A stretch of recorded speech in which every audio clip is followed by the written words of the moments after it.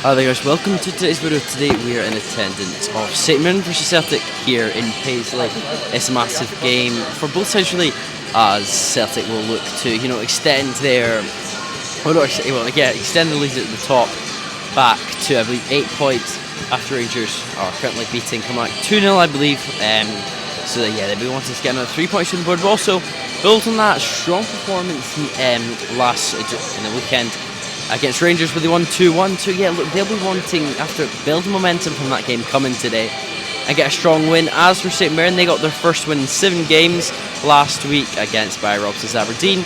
Though one of their key players who scores, Mark Carrera, is missing from today's starting lineup. He's not starting, nor on the bench, which is very surprising indeed. As for Celtic's lineup, not really any surprises. Mike Nawrocki, he comes in to start for the first time, I believe, since August.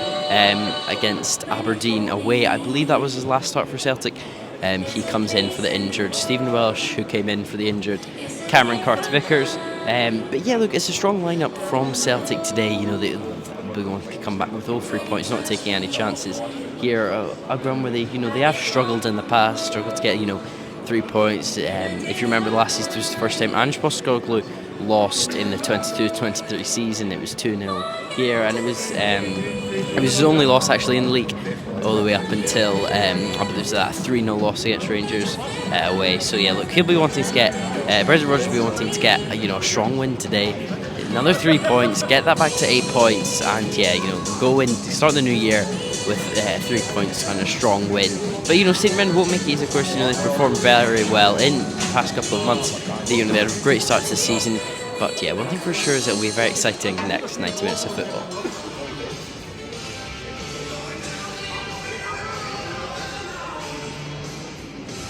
Two, Russell Johnson, Craig Taylor, 5 Reed Scales, 7 Liz Palmer.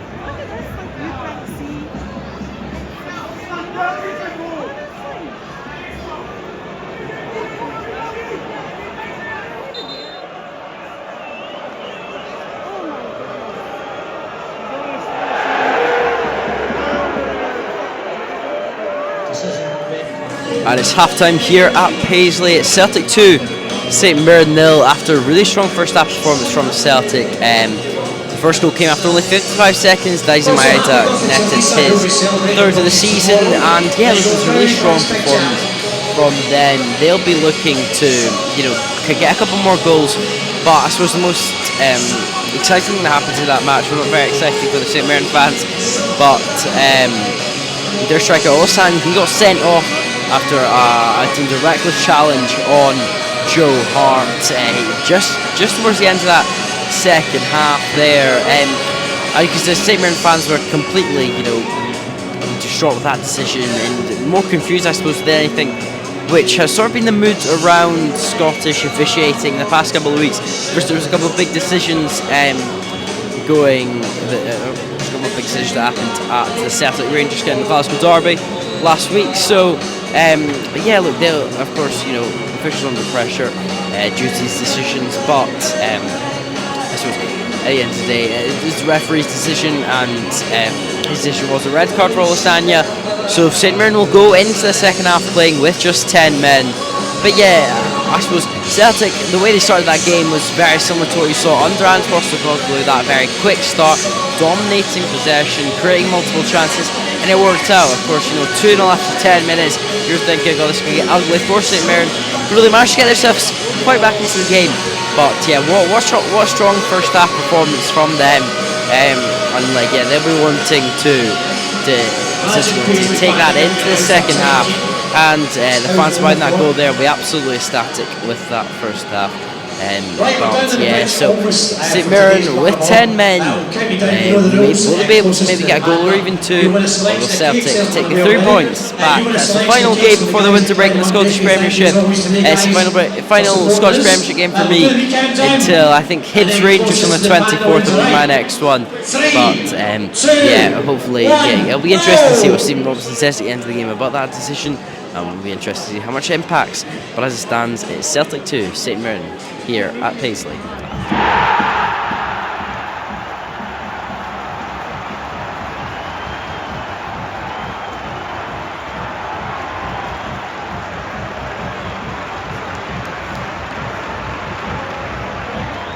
And Celtic have a third year through Greg Taylor of goal scorers. It is his first goal this season so far this season. I believe his last goal came against Livingston in a 3-0 win, I believe it was. But it was a really strong performance from them. They'll be wanting to maybe get another one, put this game really to bed, and put that sort of cherry on top to an emphatic performance. But I'm pretty sure Brendan Rodgers will be perfectly happy with this. I suppose you mentioned last week when they were playing Rangers that when Rangers went into 10 men, Celtic didn't really take control of the game. They weren't really, focused on it too much. So, but I guess now that they're truly focused on, taking control of this game, and managed to get that third, I suppose he'll be a lot more happy now. But so it'll be interesting to see on how St Mirren try and maybe combat after this. I suppose that's now only one win in the last 8 games, which was just in the form that you'd expect when you look back to the start of the season. But they'll be wanting to just get back to winning ways and sort of write this game off already. But so Brendan Rodgers, though, he'll be absolutely delighted with this performance so far. So it's around 60 minutes here. Greg Taylor just made it 3-0, and we'll see maybe consider to get a third, consider to get a fourth, fifth, or sixth maybe in the last half an hour, or could St Mirren grab 1 or 2 back? We'll have to wait and see.